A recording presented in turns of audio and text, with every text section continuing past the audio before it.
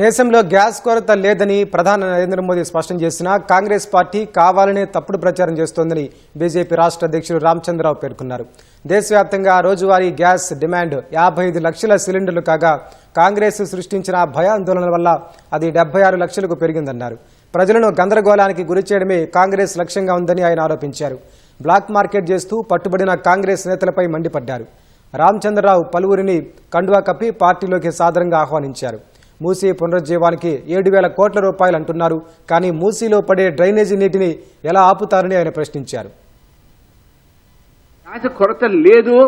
ఇది కేవలం రాహుల్ గాంధీ లాంటి వాళ్ళు వ్యక్తులు బాధ్యత రహితమైనటువంటి మాటలు మాట్లాడి ఈ పని చేస్తా ఉన్నారు.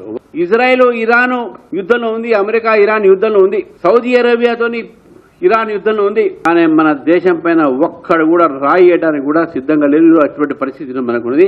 భయపడతా ఉన్నది దేశంలో పైకి. మన దేశం సురక్షితంగా ఉంది అంటే ఇక్కడ ఆర్థిక వ్యవస్థని మనం నియంత్రణ చేస్తున్నాం అంటే అది కేవలం నరేంద్ర మోదీ గారు చేయబట్టి మనం ఇది చేస్తా ఉన్నాం. మనం ముందు 5,000 కోట్లు అన్నాడు మూసి, నిన్న 7,000 కోట్లకు వచ్చేసింది. స్టార్ట్ కాకముందే 2,000 కోట్లు పెరిగినాయి. అరే ఇంకా స్టార్ట్ అయినా ఇంకెంత పెరుగుతుందో. అది కూడా ఒక ప్రాజెక్ట్ వరకే, మొత్తం కాదు. మూసీ ప్రాజెక్టుకు వ్యతిరేకం కాదు. మూసీ క్లీన్ చేయాల్సి ఉంది. మూసీలో పడేటటువంటి ఒక డ్రైనేజీని మీరు ఎట్లా ఆపుతున్నారు?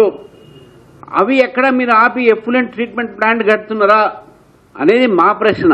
గాంధీ స్టాచ్యూ కట్టాలంటే అన్ని ఎకరాలు 100 ఎకరాలు కావాలా మీకు? పేద సిటీ మొత్తం కనబడటానికి గాంధీ గారి పైన బొమ్మ పెడతారు. అంటే సిటీ చూడడానికి అందరు గాంధీ గారి దగ్గర పోయి సిటీ చూసి కింద దాటానికి మా ఇల్లుని పోవాలా?